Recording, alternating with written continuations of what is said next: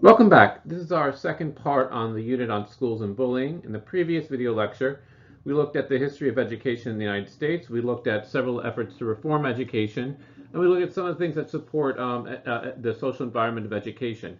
On this one, we're going to look at some, you might say, problems that occur with adolescents during their school years and in the school environment. We're going to look at high school dropout rates. We're going to look at exceptional children populations, both gifted as well as ones that have learning disabilities. And lastly, we're going to take a closer look at bullying, because bullying very often, even though it's not exclusively a school issue, it has certainly become a larger issue for educational leaders and for school children in the recent decades. So let's begin with a roadmap. So first of all, we're going to look at the causes and some of the consequences of dropping out of high school. There's a lot of evidence that actually measures that every single day that you spend in school, on average, although it's different at different ages and different school years, um, is about equal to about $1,100 in your future earnings. And when you drop out of school early, even if let's say you go to school for 12 or 13 years but don't graduate, there's a measurable effect that can happen on your future job prospects and your future income prospects. And not just in terms of economics, but also maybe some social consequences as well.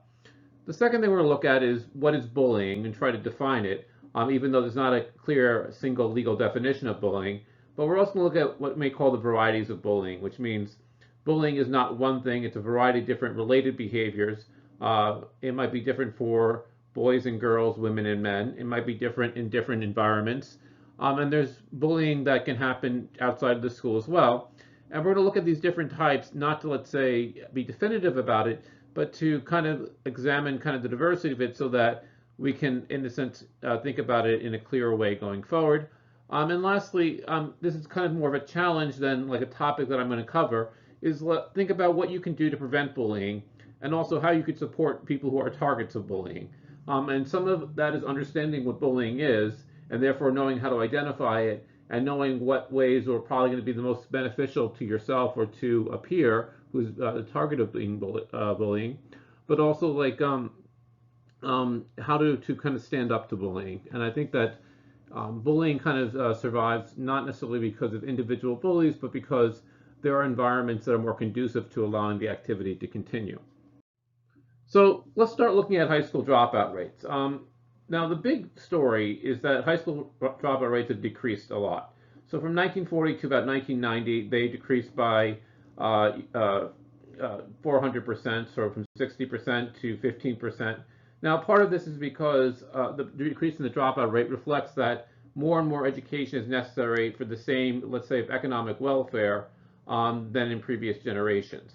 So what you could do as a high school dropout in the past or just a high school graduate, their income is less, and so there's more of a penalty for not completing school. And that's probably what's really driving the decrease in the dropout rate. Now, what's happened is we reached that kind of rate, but it's kind of in a hard number. So some international perspective is that the United States has always had a relatively high graduation rate um, compared to other countries. A lot of that's because the United States has always been committed to broad-based literacy and numeracy throughout the entire population, while other countries have you might say, specialized on supporting the best and the brightest, and therefore the idea that people would graduate high school as the one single path has not been as enshrined in their political philosophy as it has been in the United States.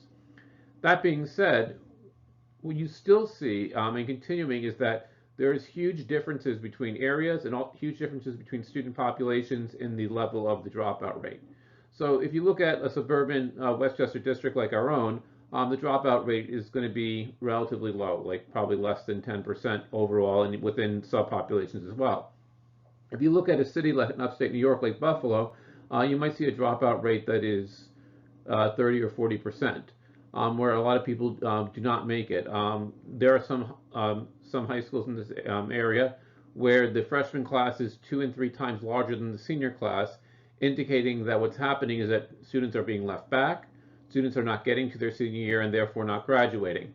So if you look at this in terms of like different ethnic groups, and these are rough current stats and these vary from place to place, so don't take these as like definitive numbers, but just kind of suggestive that for non-Latino whites, it's about 13%, 14% for African Americans, but in some Native Americans, particularly those on reservations where there's not, let's say, a path to college, the dropout rate can be as high as 90%.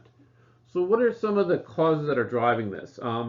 I talked about the biggest thing is that I think there's a need for more education. As a result, people are not dropping out at the same rate they would have before, and also because the jobs available to a high school dropout are not there. The decline in good well-paying, let's say, manual labor jobs is not what it used to be in the 1950s and 60s. But when people drop out, what are some of the reasons? And I think you can group these into three large categories. You can group them into school-related problems. You can group that into economic reasons, and then you might say personal reasons. So school-related reasons are things where people do not like school, and I think this is a function we talked a little bit about in the previous video lecture that the United States approach to education is basically kind of a uniform school system, and it's grounded in our idea of equality that everyone should be able to get into college, everyone should be able to succeed, and therefore all of our high schools look very similar to each other in terms of their curriculum and in terms of how instruction is delivered, while in other countries there's more of a selection among different types of schools. So in Japan particularly, what you see is that high schools are very different from high school to high school, and they specialize in different subject areas, and they specialize in supporting different types of students.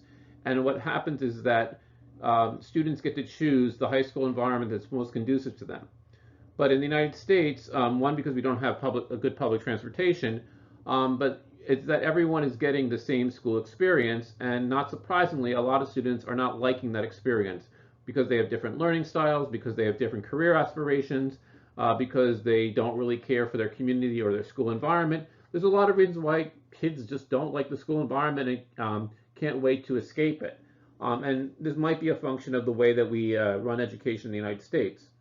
Another thing is that students that have behavioral problems or face suspensions or are expelled, they tend to drop out, which means is that once they break the kind of continuity of going to school, or at least the expectation of going to school every day, once they leave, they might not come back. Sometimes I think, students are basically, once they stop going to school, it's hard to get back in the habit of going to school on a daily basis. And lastly, there's many who perceive that there's no benefit to their education.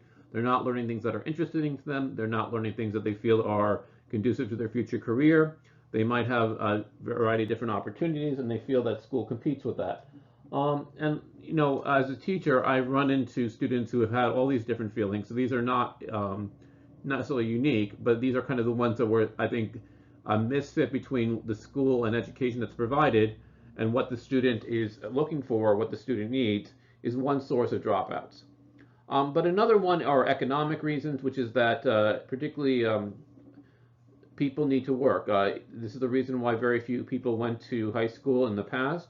The expectation is you get to 8th grade, you would have basic literacy and numeracy, and then after graduating in 8th grade that you would go into the workforce because the family needed the income to support the family. And you see this still as a major cause for people why students drop out, but you see this more commonly among males than females, that males are more likely to drop out for economic reasons.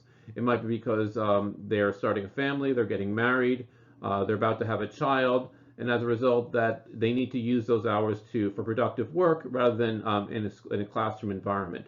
And even though that might be a long-term hit to their earning potential, the immediate economic pressures kind of lead them to dropping out. And once you drop out of school, it's very hard once again to get back into the routine and the rhythm. And lastly, personal reasons. And for girls, this is where the most likely reason why girls drop out. It's usually related to pregnancy or marriage. And just to talk a little bit about our local history, if you go into Peekskill, New York, there is a building on the hill right above 202 that looks kind of like a brick school building, Villa at the Woods. And what that was historically was a school for what they call, I think, troubled girls. And what that meant is that these were girls who had gotten pregnant, and what happened is that they were sent to that school during their pregnancy and to deliver their child, and they would go back to their normal school environment. But what often happened is they might have dropped out of school. So that was kind of a Catholic convent that was dedicated toward that mission, and obviously it's been turned into condominium since then. But the point is that it's not unusual that particularly when girls who get pregnant do not have support, or have to like work and have income or don't have someone to take care of childcare, they can't manage school, work, and raising a child at the same time, and this leads to dropouts. So, what are some characteristics of students who drop out? They're most likely going to be low income. This is kind of like for what we're saying economic reasons. They're more likely to get enrolled in vocational programs. So, BOCES would be a large example of vocational programs, which means they're involved in manual trades, that they're involved in things that don't require a college education. They're more likely to be male than female. They're more likely to come from an ethnic minority group, the exception to this being Asian Americans. They're more likely to come from an urban school environment, which means that they might school environment might have more job prospects or more job prospects that do not require a college education. They might have lower grades, and particularly low grades in reading, because reading doesn't just affect English; it affects your performance in a lot of different subjects. And as someone who has taken academic classes in a foreign language, I can tell you when you are not fluent in a foreign language, being in a classroom, even in something you enjoy, can be a lot of pressure and a lot of stress. And you talked about sometimes where the school is not, let's say, serving the needs or the educational needs of the students exactly, and as a result, students don't see the interest, don't have the interest in it, don't see the need into it, and this leads to dropout. We talked about behavioral problems. Students who have more behavioral problems are more likely to drop out. Lower rates of homework completion, once again, not surprising, but also lower self-esteem and lower educational expectations. And one of the variables that sociologists use that often is a good predictor of dropout is actually whether your friends or whether your parents expect you to graduate or go to college. And also one of the just objective measures is whether your mother has a college education. If your mother is a college graduate, your chances of graduating high school are very, very high. If not, they're significantly lower. And because that kind of sets the educational expectations. So let's talk a little bit about some what we call exceptional populations of students. And by exceptional, I mean ones that are outside the norm. And I'm talking norm in a statistical sense. So we're not just talking about students who are struggling. We're also talking about students who maybe are they're doing better or they're kind of in surpassing the educational system. So that they're accelerated or ones that fall behind. It's about 10%, but this number is probably growing. When I was in high school over 25 years ago, the special education was a relatively small part of a high school environment. Many people went undiagnosed or unclassified. I have people in my family that would probably be classified under the current system that were not at the time. And often what would happen is that students who struggled were seen as being less dedicated, less intelligent, or less capable, while the current, and I think thankfully, the way to approach this is to look at students as students who need support and are able to thrive once they receive those support and modifications. Um, so about of this population, about half of them are what we call developmental delays or learning disabilities, and this could have, this can take many different forms, but that is probably the largest category within this. People with speech or language impairments, so people who have an inability of speaking or forming language, is about a fifth. Mental retardation, which is a severe learning disability, about 9-10%, and emotionally disturbed, probably about 10% of the total. And emotionally disturbed means people who are very often unable to control their emotions and therefore operate in a social environment. So someone with a learning disability is someone who is basically have normal intelligence. If you give an IQ test, they're not too far off from the norm, but they are struggling in one or more academic area, and it can't be attributed to some diagnosed problem. So, for example, if you have a brain injury or if you have an inability to speak or hear, it's not unusual or not unexpected that you might have an ability learning at a normal pace. But when we generally classify learning disabilities, and it's sort of a little bit of a remainder category, if we can't attribute it to anything else, we kind of describe it as a learning disability, and we kind of associate with whatever that disability is, the area it is. It could be listening, concentrating, being able to express themselves, organize your thoughts, and things of that sort. Boys are much more likely to be classified as a learning disability than girls.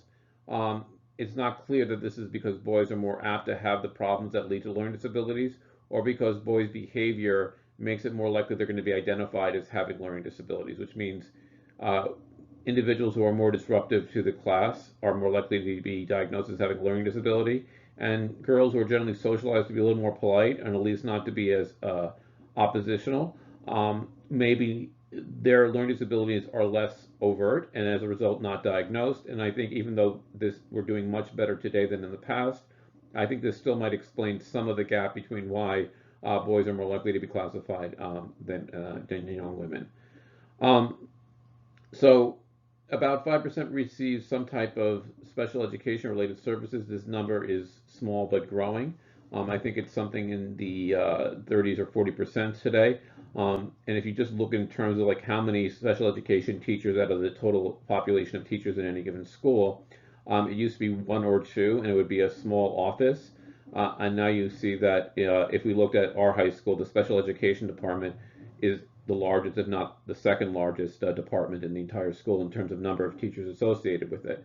And that means that there are a lot of children, a lot of students who are receiving and hopefully benefiting from these services and able to be more productive and thrive in the environment.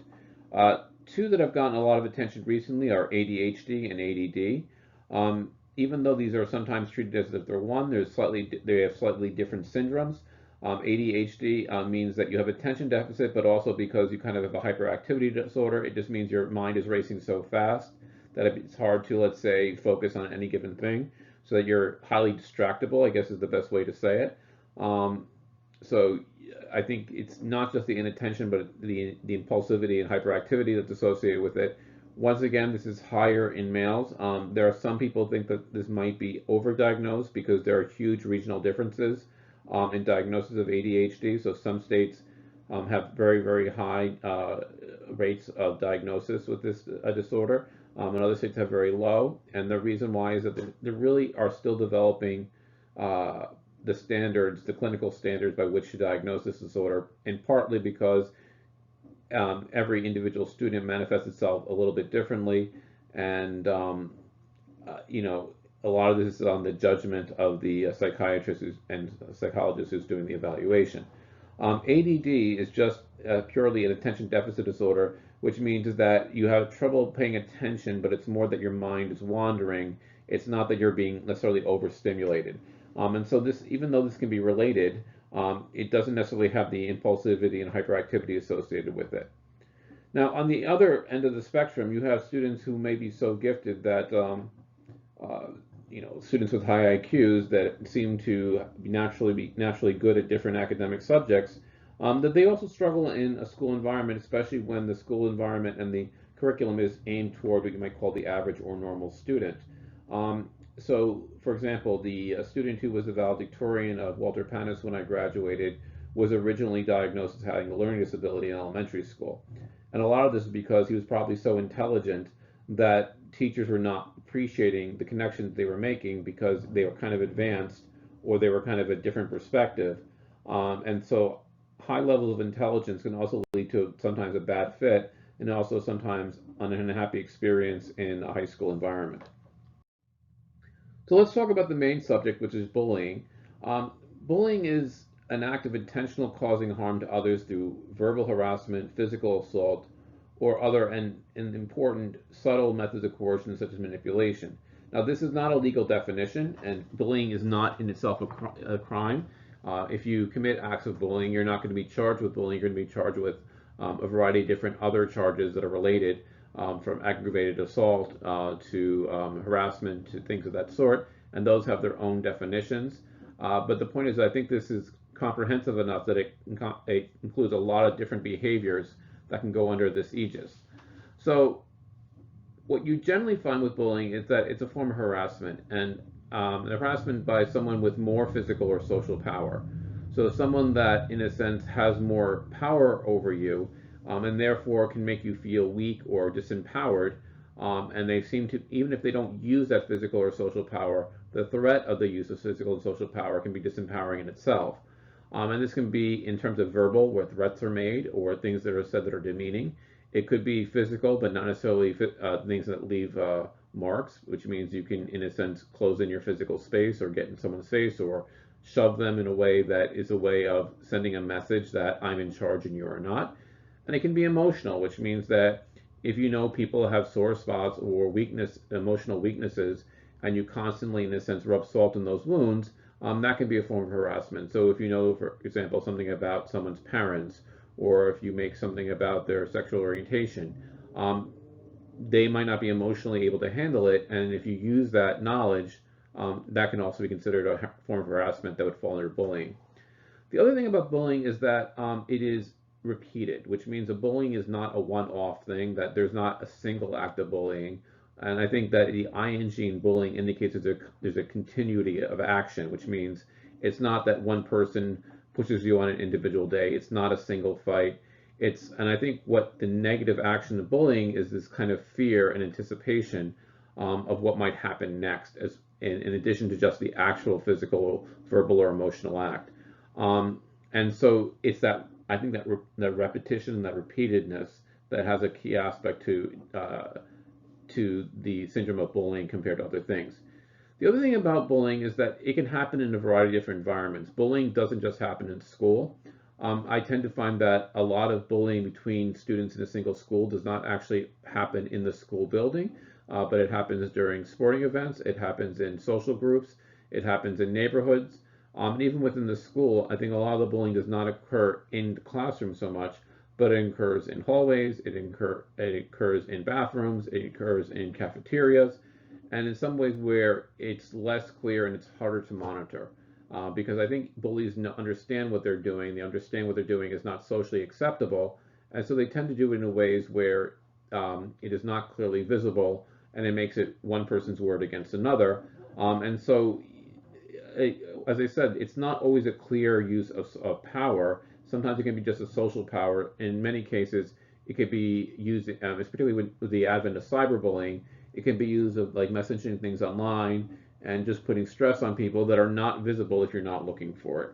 And so we have to think of bullying as happening not in a particular place, and it's not a single act, and it's not done by a particular person. It is something that can be diffuse, but usually happens because of associations in an environment. So school creates a social environment among students, but those students don't just interact in the school environment. And I say this because that I think the old view on bullying is that if it didn't happen inside the school, it wasn't the school's business.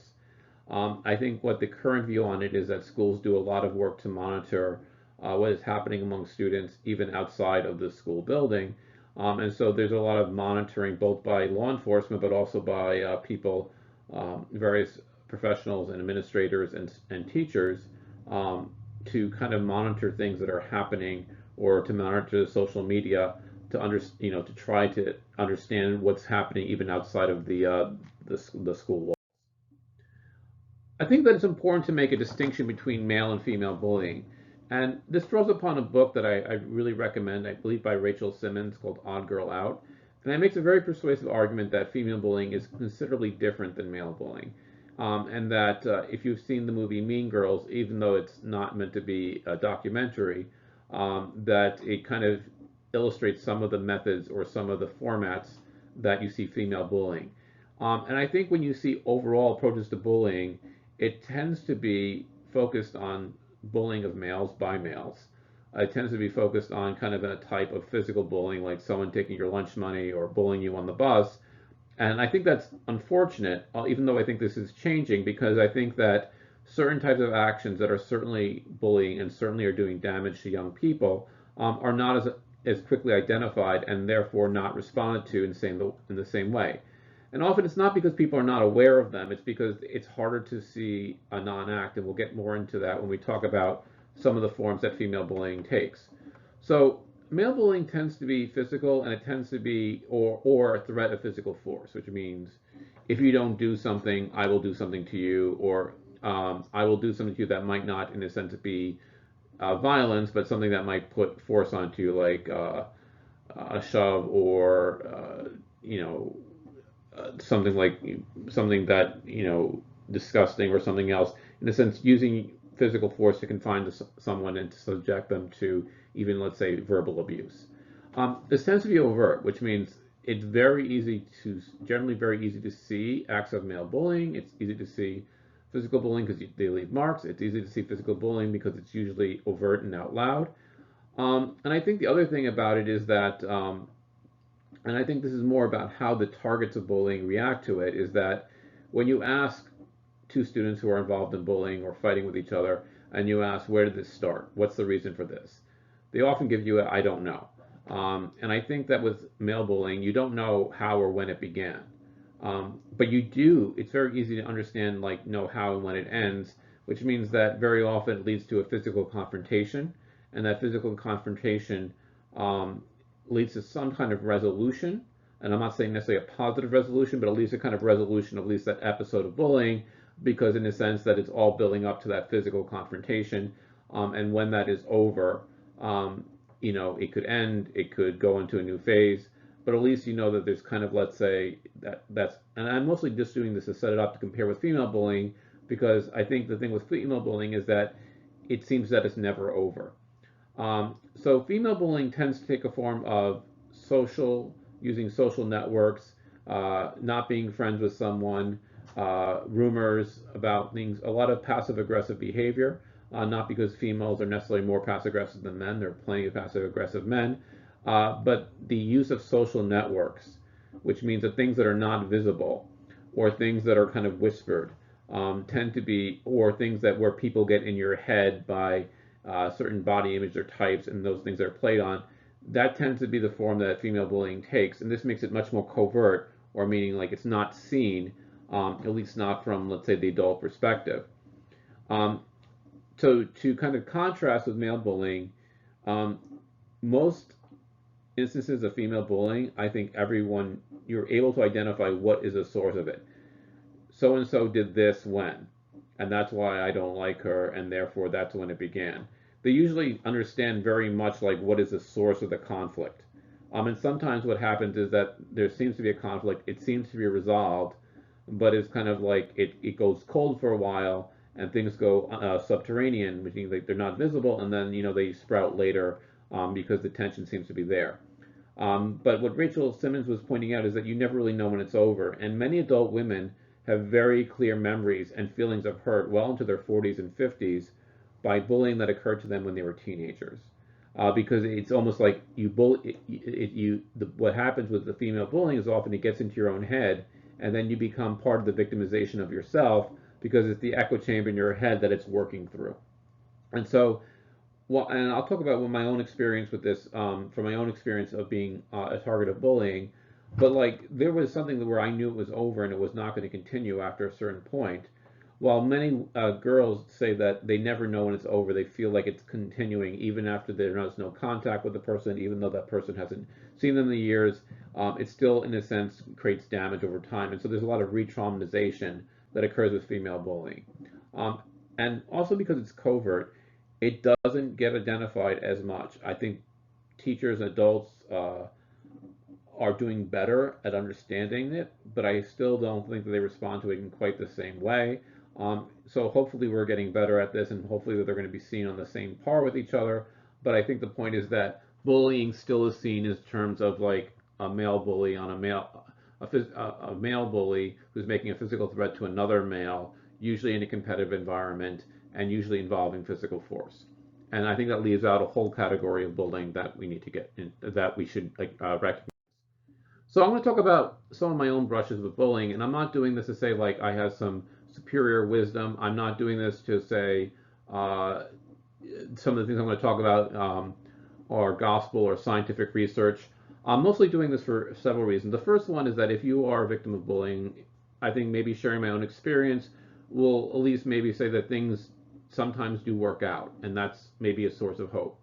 The second reason is that I just want to maybe identify some things that have worked, and even though they might not work for everyone in every situation of bullying, that at least will expand your horizon.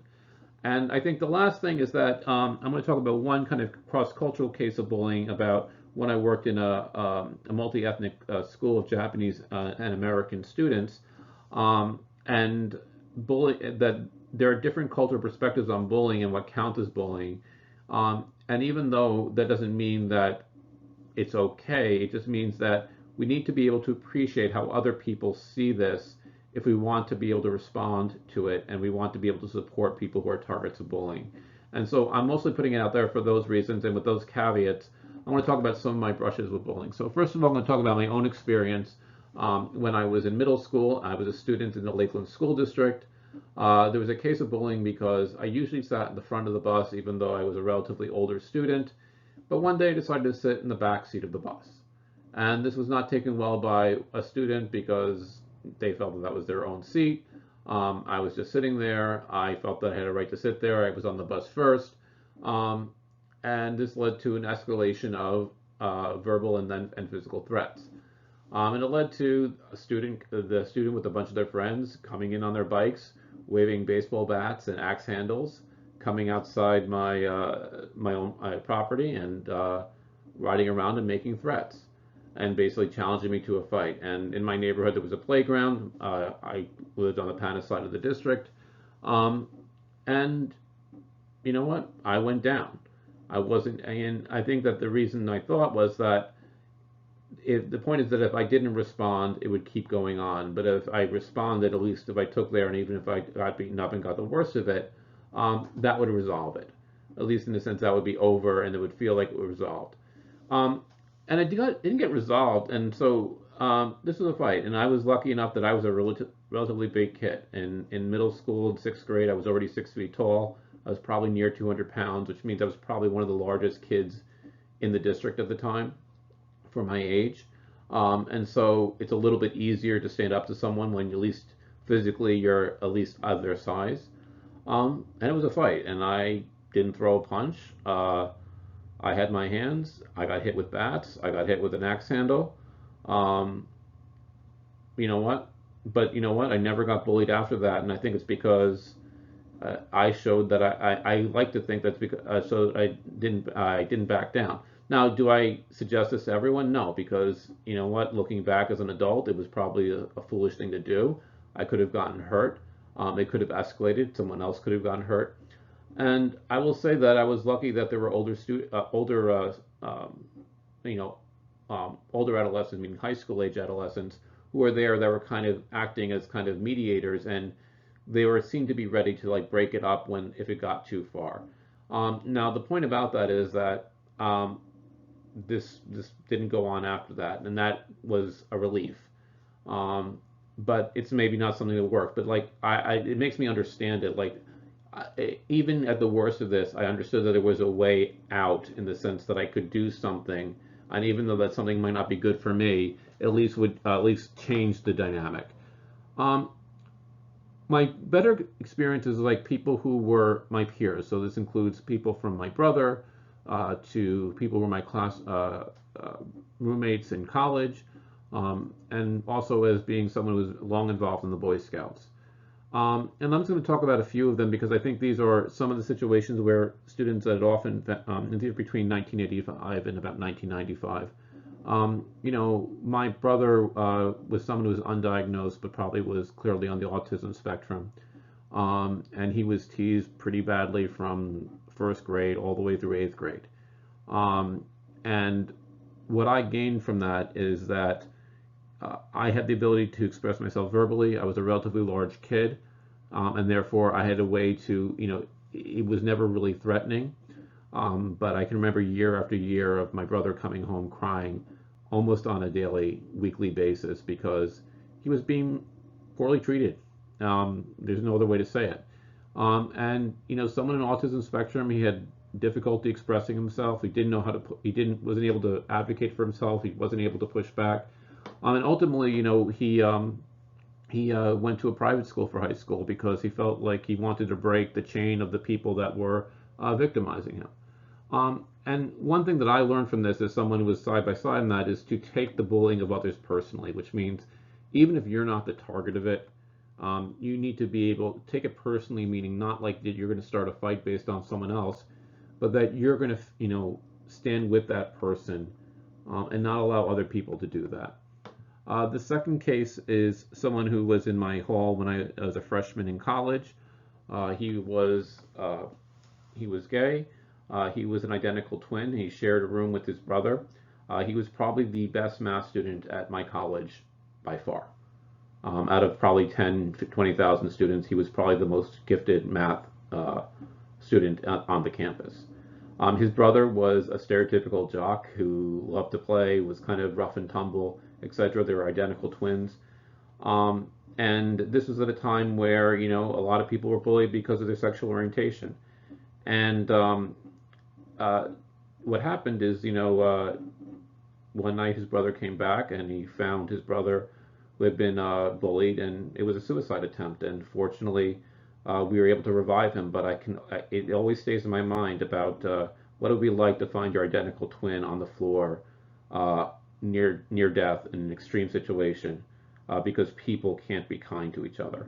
And I think that there's something to be said for to be supportive of people, and the amount of emotional damage that can be done to people. And I've always kept that as a way of taking it personally, which means it wasn't me. I wasn't a target of it. I wasn't particularly close to a person as like termed it socially. But the amount of hurt I saw in his brother's eyes and in that situation is something that I keep with myself when I always remind myself why being an advocate for people who are targets of bullying. And the last one is just when I was in the Boy Scouts, and I was in the Boy Scouts from second grade well into my mid-20s actively. And unfortunately, there were a lot of situations. And one of the most powerful things is that we had a relatively large troop, about 40, 50 scouts.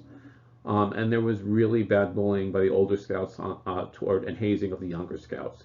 And this seemed to be taken for granted, as boys will be boys at the time. But what happened about my second year in that scouts, a bunch of parents basically said, look, we're not going to tolerate this.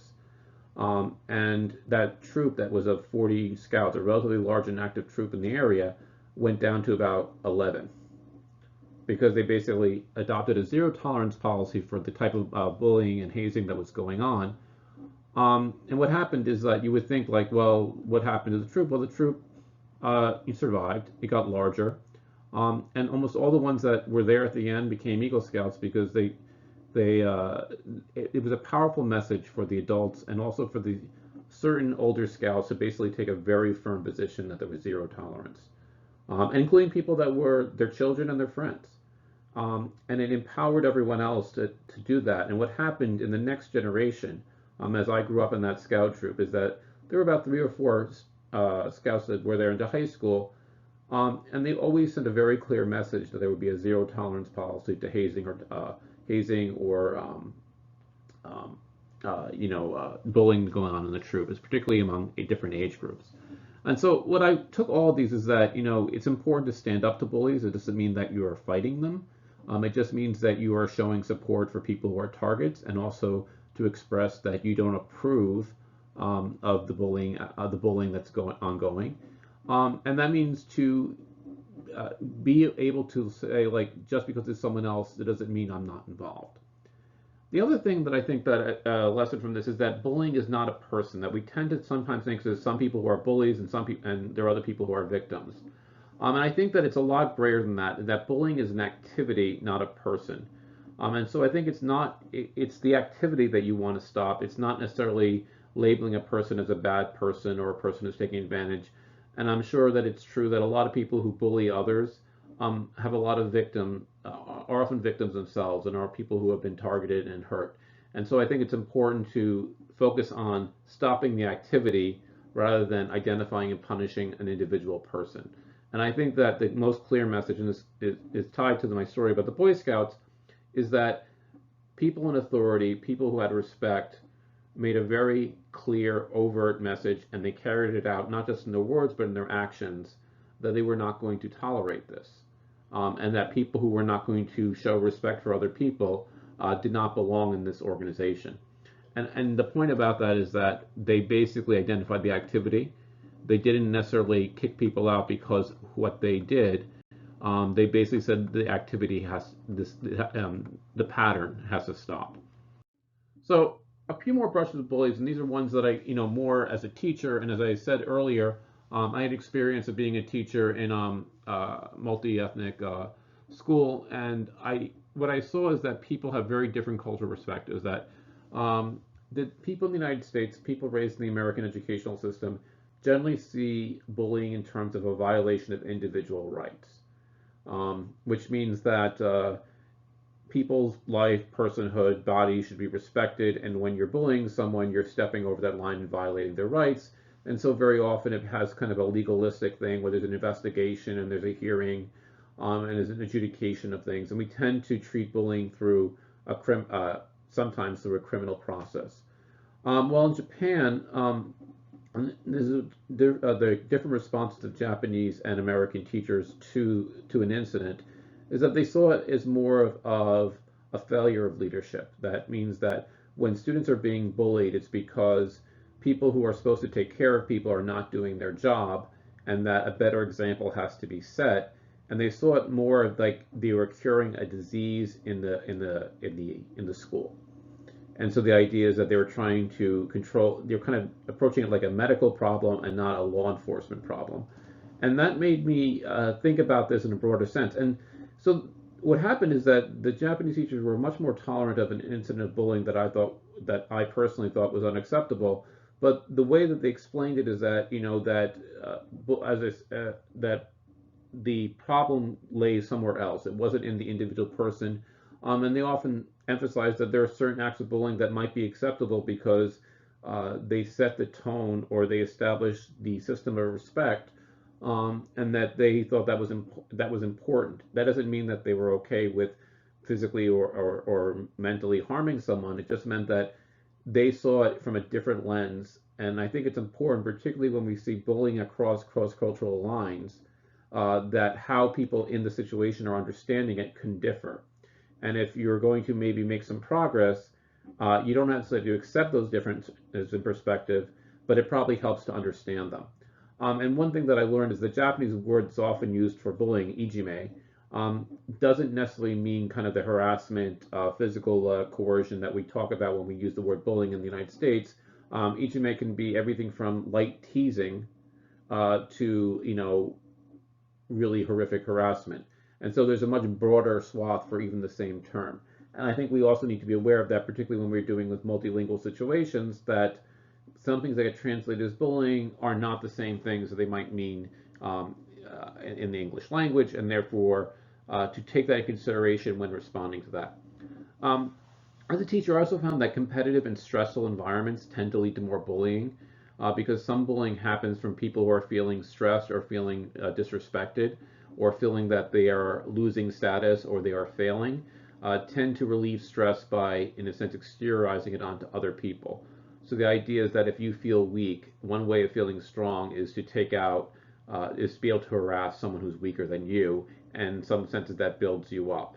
And this tends to be fostered by competitive, stressful environments. And I've seen some research that suggests that high stakes testing is somewhat related to an increase in bullying. Because it does create kind of that winner or loser, succeed or fail environment that tends to create the stress in the system that sometimes manifests itself as bullying. The other thing that I've learned, and I think that this is very hard when people are dealing with the first time, is that trust people to help and support you. I've always been amazed by there's always a lot more people out there, because I don't think anyone thinks that bullying is okay. At least not in the abstract. And if you ask for help, particularly, and I think I speak for almost every teacher and every school administrator, we want to support someone who's a target of bullying. We want to be able to help them. I know that sometimes it's hard to trust, and it's sometimes that we think people are not noticing something because they're busy, or they're not attending to it, or they're not seeing it the way that you do. That if you are someone who's being bullied, to reach out, and I know this is hard, but to trust people and to ask for the help that you need. And I think I've always been surprised by how much support, both from peers as well as from the general student population to every adult, I think, who works in education. And I think that, what often happens to targets of bullying is they tend to feel helpless and they tend to feel isolated. And one of the ways to do it is to break that isolation means to reach out for that support. So I would encourage you to do that if you find that. Now, as I said before, these are just impressions. these are some of my own experiences, and I'm not sharing them because I think that I have unique experiences, but they've helped form kind of like my approach to that, and maybe identified some ways that I think that might be helpful. But every, I think, case of bullying harassment is unique, and therefore you should you know use these as suggestive, not definitive, in terms of like how I approach this. So let's talk about a little bit about some of the types of bullying, which are there's school bullying. This is, I think, the most commonly talked about. It usually occurs in areas of minimal supervision, so PE class, recess, cafeterias, bathrooms, places that, for privacy reasons, that we can't put cameras, for reasons that we um, sometimes I think you see a lot of bullying in extracurriculars and practices because there's less supervision of the students, and sometimes students they're smaller societies which might have their own rules. So it usually consists of a group of students taking advantage of or isolating one student, so that generally it's not, as I said, it's an activity, not an individual. That it's not one individual on one target. It tends to be that there's supportive, there's other students who are supporting the bullying, making the target feel more and more isolated and more, let's say, disempowered. And what a lot of it is that when other people don't intervene, it basically sanctions, meaning like it supports the bullying as being normal or acceptable. And that's why I think it's very important to stand up and say, this is not cool, this is not good. I'm not going to do this, and maybe just walk away and help the target to walk away. Um, Usually it's because students who stand out as strange, different personalities, different types of dress, maybe different language and ethnic group, different sexual orientation. And so generally it's someone that can be, in a sense, separated and is treating them like a non-person or different from the rest of the people. So once again, standing up and advocating is very important because it breaks that differentiation of the target from, ordinary from other students. Um, I have been in situations where I felt that the person who was doing the bullying was a teacher. I think that teachers are not perfect people. Some of them are quite damaged. And what I think about that is that it's not simply students with students, and that just teachers have a lot of power, certainly a lot of social power, and then they can be also bullies too. And I think you always have to keep that in mind.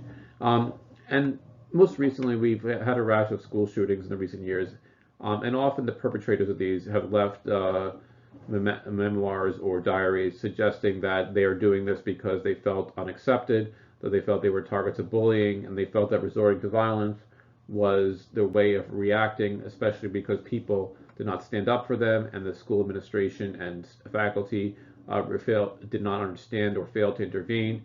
Um, and, teachers in schools can be sued for not adequately supervising and not protecting your rights. So if you, once again, we're mandated reporters. A lot of things that go under bullying go under, being a mandated reporter. There can be bullying in the workplace, and once again, this is something that I've witnessed. I felt sometimes a target of it, and it's because when any group of people, you have people who tend to support each other, and they tend to favor some people over others, and making people once again feeling isolated and disempowered. I don't think I need to explain cyberbullying because I think you probably understand it better than your generation understands it better than mine because of the proliferation of social media. And even for an older person, sometimes they say, well, why can't you just walk away, turn it off? Why not just not turn your cell phone off or turn off your computer, things of that sort? I'm sure all of you understand that how hard that is to do. It feels like sometimes your phone is blowing up and you can't look away. And I think some of the most damaging forms of bullying have been cyberbullying. And we often sometimes see this in terms of like organizations like fraternities, but military bullying, where there's a variety of different hazing. And uh, I've seen this. There's been several cases in some of the service academies in the United States where they've had to deal with bullying, and it involves everything from physical pillow fights to sometimes sexual victimization. Um, and I think it's because that in a situation of that sort, there's kind of a culture of being tough and therefore not admitting that you're the target of bullying, but also a kind of a culture where um, there's what you might call omerta, to come from the mafia term of silence or not reporting or not being a snitch. And because very often it's a small little world, um, you see a variety of different harassment and bullying situations, particularly of weak of individuals who are considered different or weaker. And probably the most dramatic showing of this is the movie, the play, A Few Good Men, with Tom Cruise, Jack Nicholson, and Demi Moore. Might kind of, let's say, illustrate this. So one last is kind of related to military bullying, but it's hazing, and this usually, which is that to become a member of a group, and we'll talk a little bit more about this when we talk about gangs, is that there is some type of humiliation or ritual that you have to go through to become a member of a group.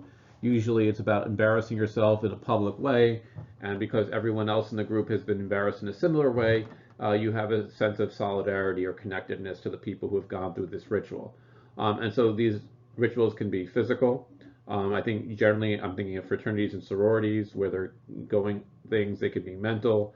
It can be things where you force people to degrade themselves or share secrets or, in a sense, victimize other people. And, you see this in terms of sports teams, fraternities and sororities, uh, bands, secret societies, anything that's where things are not really public. You can see lots of cases of bullying. Police forces, first responders. You can see this in terms of prisons.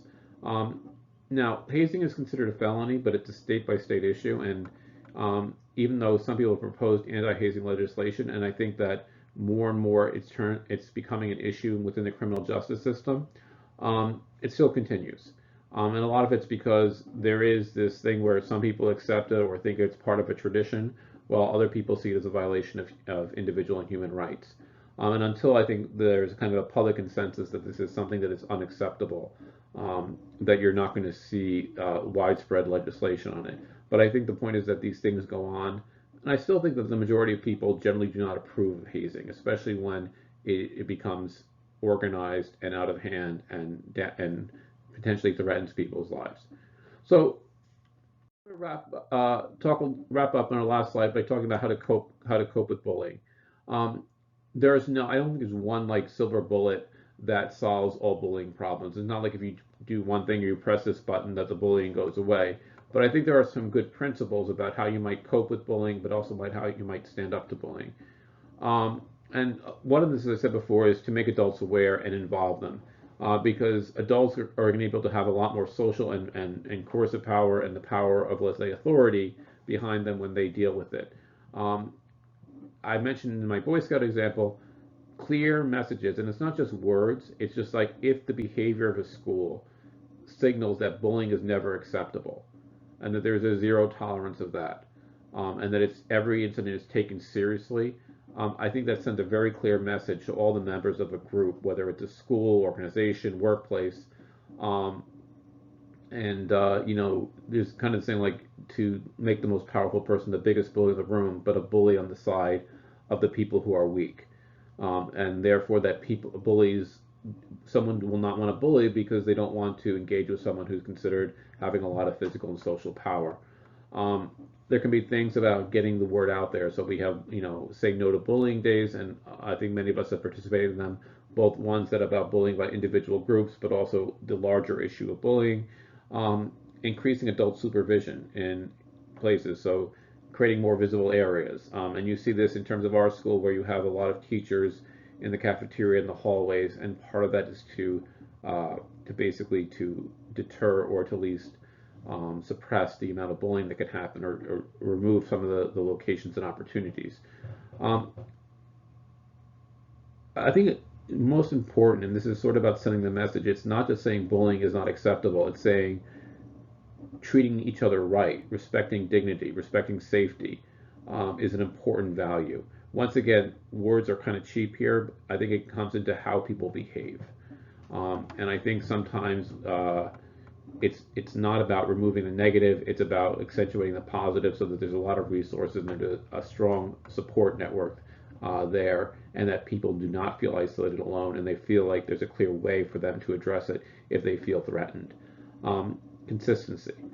Um, Very often what happens is that I think a problem in the United States is we treat them as criminal cases, and as a result we have to collect evidence and there's an investigation, and that each investigation has a different result, and there's no clear rules by how these things are adjudicated. So very often it is naturally not consistent, and sometimes the consequences do not happen until much later, and that does not help the targets or the victims of bullying. They should be followed up. You should do things to help people who are bullying control themselves and treat them not as like bad people, but as people who can be helped and can be part of the solution. And improve communication. I think very often a lot of bullying happens because of isolation and feeling isolated. And the best way to beat isolation is to improve communication among all the different people who are at stake. So this has been, just to summarize, this has been less about kind of a bunch of facts. It's more been a discussion about a situation that many of us have experienced or have direct or indirect knowledge of. And so what I'm going to encourage you is just kind of think about like what might work for you, or to reflect if you have your own experiences or you have been that, and to, in a sense, I said, take bullying personally, and to be someone who's going to be an advocate and someone who's going to be able to support someone who might be a target of bullying. Okay, so that's it for now. I will move on to the next unit next week, and I will see you all then.